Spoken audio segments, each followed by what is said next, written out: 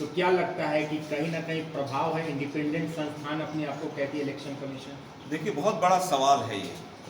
आज इलेक्ट्रॉनिक युग है, हम प्रेस कॉन्फ्रेंस यहाँ कर रहे हैं। ये प्रेस कॉन्फ्रेंस अमेरिका में भी लाइव देखी जा सकती है। और जब इलेक्ट्रॉनिक वोटिंग मशीन के साथ वोटिंग हो रही है तो 11 दिन क्यों लगे, ये स्पष्टीकरण देश चाहता है। इलेक्शन कमीशन को चाहिए कि आए और तुरंत इस पर एक वाइट पेपर प्रस्तुत करें। उसमें मुख्यतः 2 सवाल रहे, 11 दिन क्यों लगे और 6% का डिफरेंस कैसे आ गया, और सभी लोकसभा क्षेत्रों में अभी तक किसी में घटे क्यों नहीं भाई वोट। अगर प्रिलिमिनरी मान लीजिए कहीं 53 था तो कहीं 52% भी तो होता। सभी में 5 से 6% बढ़े क्यों हैं, बहुत बड़ा सवाल है। और दूसरा ये कि हर लोकसभा में टोटल पोलिंग कितनी हुई है, ये देश जानना चाहता है। इलेक्शन कमीशन तुरंत उत्तर दे। अच्छा, ओबीसी कैटेगरी को लेकर बात चल रही है, पूरी तरह से कांग्रेस पर निशाना साध रही है भाजपा की। आप लोग ओबीसी की हकमारी करेंगे, इसमें क्या कहेंगे? हकमारी जिन्होंने ऑलरेडी की है देश की जनता की जेब के साथ, आज उनको उत्तर देने का समय है। जिन्होंने नोटबंदी के माध्यम से, जिन्होंने जीएसटी के माध्यम से, जिन्होंने जातिगत जनगणना न कराकर, जिन्होंने सरकारी पदों को खाली रखकर हकमारी की है, वो हक की बात ना करें।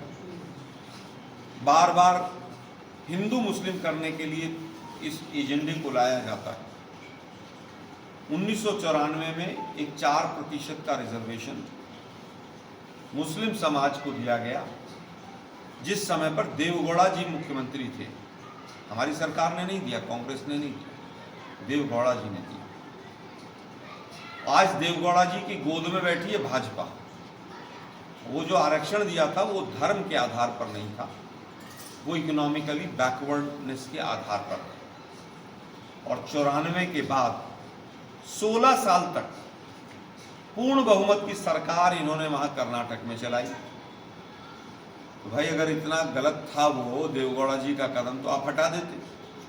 लेकिन मैंने पहले ही कहा कि देश के प्रधानमंत्री झूठ बोल रहे हैं और झूठ की उनकी कोई सीमाएं नहीं। जिस समय पर 5 साल तक 30% कमीशन की सरकार चलाई इन्होंने,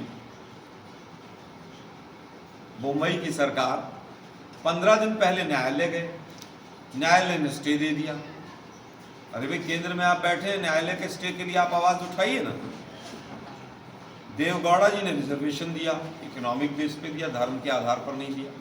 अगर धर्म के आधार पर दिया होता तो न्यायालय कभी भी स्टे नहीं देता उस पर। लेकिन केवल और केवल किसी भी मुद्दे को किस तरह से हिंदू मुसलमान और भारत पाकिस्तान पर लाकर टेक दिया जाए, यही इनकी 10 साल की निकम्मी सरकार का प्रमाण पत्र है। और अब तो 2 चरणों के एग्जिट पोल भी आ गए हैं। एग्जिट पोल सबसे बड़ा जो आया है वो मोदी जी की गिरती हुई भाषा का स्तर, और मोदी जी जो जिस तरह के आरोप लगा रहे हैं, उन्होंने तो मंगलसूत्र जैसी पवित्र वस्तु को भी चुनाव में घसीट कर लाने में परहेज नहीं किया। वो कमरा ले लेंगे, वो आपके मंगलसूत्र ले लेंगे, वो आपके पहले देश के प्रधानमंत्री होंगे जिन्होंने इतनी निर्लज्जता के साथ देश में सामाजिक विभाजन करने का काम किया। लेकिन देश की जनता समझ गई है। देश की जनता पूछ रही है बेरोजगारी का क्या इलाज है। देश की जनता पूछ रही है 10 साल आपको हमने दिए, महंगाई कितनी कम हुई। बिहार की जनता पूछ रही है 10 साल हमने आपको दिए, कौन से उद्योग लगाए, कौन सा पलायन रुका, इसका उत्तर दें आप। चीन कब्जा करके बैठा है।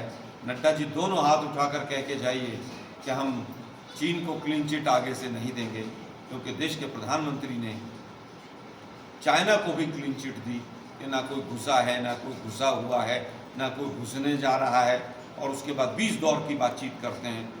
मैं समझता हूं कि इतनी झूठी और निर्लज्ज सरकार आज तक के इतिहास में कभी भी देश को नहीं मिली। मुजफ्फरपुर लोकसभा सीट से बीजेपी के उनकी सिटिंग एमपी जो है, उनको किस आधार पर कांग्रेस ने इस बार टिकट दिया, क्या आशा लगा उनको? कांग्रेस में क्या पहले से नहीं थे? देखिए, बहुत से कैंडिडेट्स का चयन विनेबिलिटी के आधार पर होता है। कौन से समीकरण किस जगह पर कहाँ बैठेंगे, और ख़ास तौर पर जब अलायंस होता है, यहाँ पर हमारा माले के साथ, सीपीआई के साथ, आरजेडी के साथ, छोटे दल कई हैं उनके साथ मिलकर अलायंस है, तमाम समीकरणों को देखकर विनेबिलिटी के आधार पर टिकट दिए जाते हैं। आज बीजेपी में तो लगभग 50% कैंडिडेट ही वो हैं जो कांग्रेस से गए हुए हैं। क्या मतलब कांग्रेस भी एक वॉशिंग मशीन बनी है? नहीं, वॉशिंग मशीन तो नहीं है कांग्रेस। अगर कोई चीज़ होगी, हमारे पास तो कोई सरकार, सिटिंग एमपी थे तो उनके कार्यकाल को भी आप लोगों ने देखा होगा, किस आधार पर उनको दिए? देखिए क्या ऐसा लगा कि उनको देना सरकार, चाहिए? हमारी सरकार नहीं रही। वॉशिंग मशीन वो चला सकते हैं जिनके पास ईडी सीबीआई होती है, हमारे पास तो ईडी सीबीआई नहीं, तो मुझे नहीं लगता कि उसकी तुलना करना ठीक होगा। तो एक आखिरी सवाल है आलोक जी की, वैक्सीन का मुद्दा बीजेपी कह रही है 21 का है, अभी आप लोग चुनाव देख के इसको हवा दे रहे हैं, गर्म कर रहे हैं। अभी 3 दिन 4 दिन पहले जो एफिडेविट दिया है वो 4 साल पहले तो नहीं दिया था।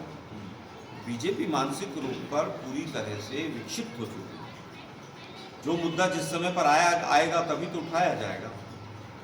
इलेक्ट्रल बॉन्ड्स का मुद्दा हम 2019 से उठा रहे थे, क्यों नहीं आपने उत्तर दिया? सुप्रीम कोर्ट की लठियां पड़ी तब आपने उत्तर दिया ना। बीजेपी हमें कब मुद्दा उठाना है कब नहीं उठाना बीजेपी सिखाएगी हमें। बीजेपी तो केवल ये बताए, इलेक्ट्रल बॉन्ड्स के माध्यम से जो हजारों करोड़ का घोटाला आपने किया है और उनके एवज में लाखों करोड़ का काम बांटा है, वो लोग कौन हैं और उनसे कितना पैसा अंडर द टेबल लिया है, बीजेपी तो ये उत्तर। इंडिया गठबंधन का कहना है कि संविधान जो है खतरे में है और बीजेपी वाले